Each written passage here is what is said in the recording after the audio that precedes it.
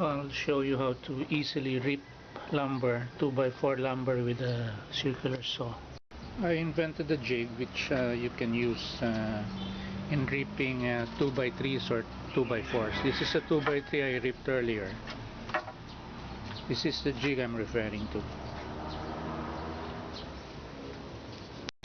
So you need, I used I think 1, 2, 3, 4, 5. A 2x5 piece of wood, but you can use 2x4, 2x6, and even 2x3. So the length of this one is 20 inches. You need 2, and then you need 4 1x3. You can use a 1x2, but I used 1x3. You need 4 of these, and then you cut slits. The length of this is 9 inches. The slit is around 5 inches. So put slits so you can move it. You can loosen this and then adjust it. Okay.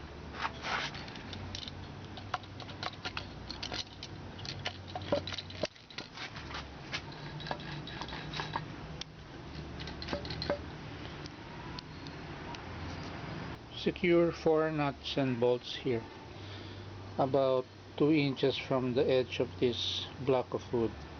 So 2 inches from there. Secure a nut and bolt. Countersink the head of the bolt so that it won't rub against your sawhorse. Okay, and then use washers on the top. And I use a butterfly nut so I can turn it with my thumb. So here you put 2 stoppers, which will be lower in thickness compared to the board you're cutting. So 2 stoppers. You need stoppers there because when you run your circular saw that way, this will have the tendency to move that way. So you need the stoppers there. It should be lower than the lumber you're cutting so that the base of your circular saw won't rub against it. Okay, now there are other techniques in YouTube which I saw. One clamped it here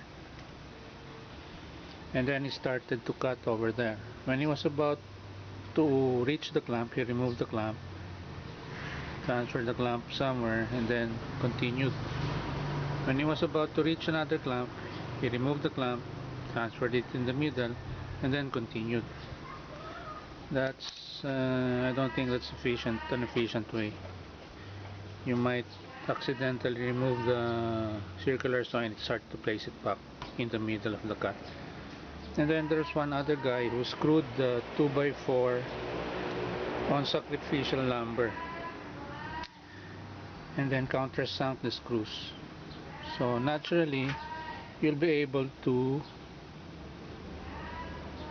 cut or rip the 2x4, but you have 2 holes there. According to him, you just have to place putty, but if it's expensive piece of lumber, I know that you don't like putting putty. I also don't like putting putty on expensive lumber. If it's cheap lumber, yeah, maybe. But this one is much better because you don't have to clamp anything. You don't have to use an F clamp because you'll be able to rip from one end all the way up to the other end without removing any clamp. So if this is the lumber you want to rip, just place it here. By the way, if you don't have a sawhorse with the anti-slip rubber here, you have to clamp this here so that it won't move while ripping. But since my sawhorse has an anti-slip rubber here, it doesn't move while I'm cutting. I mean, this doesn't move while I'm cutting. So, but again, if you're on the workbench, if you're on a workbench, you screw this on your workbench. This will be your sacrificial lumber because you'll be reaping blocks of wood, and your circular saw will be extended about half an inch down. So you'll be heating the sacrificial lumber. So if this is the 2x4 or 2x3 you're cutting, just place it in the stopper,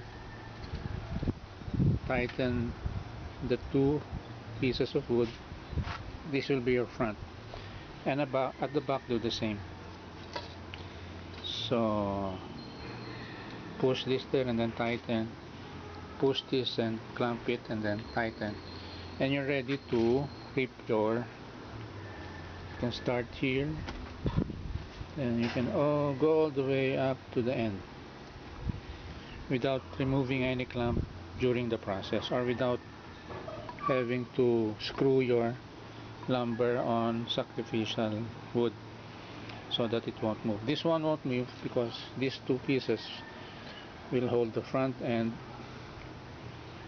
these two pieces now will hold the back end, the other end. So you need I use a sawhorse when I'm doing my reaping.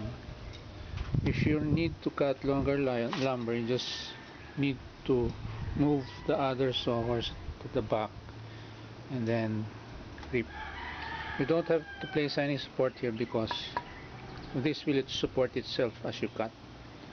It won't fall because it's supported on this side, and at that end it's supported by this portion. So it won't go, you won't be surprised or get hit by any lumber on your foot while you're cutting, because again, imagine I'm cutting here, so I'm already here. This will not fall. Continue. Once you finish, this will also not fall because it's being blocked by this portion and being held by the four wooden clamps here. Okay, time for coffee. Oh yeah. For stoppers I use one by one, and again it should not be longer than the thickness of the wood you're cutting. They should be positioned this way so that your board will be here and then your saw blade will go in the middle or run in the middle. Now this is what it looks like below. I used a 5-inch nut and bolt, or bolt, and then I countersunk the head so that it won't be rubbing against my sawhorse, and then just place it tight with your nut, both sides, and then put the wood, put a washer, and then the butterfly nut. You can use ordinary nut, but it's easier if you can just turn it with your fingers.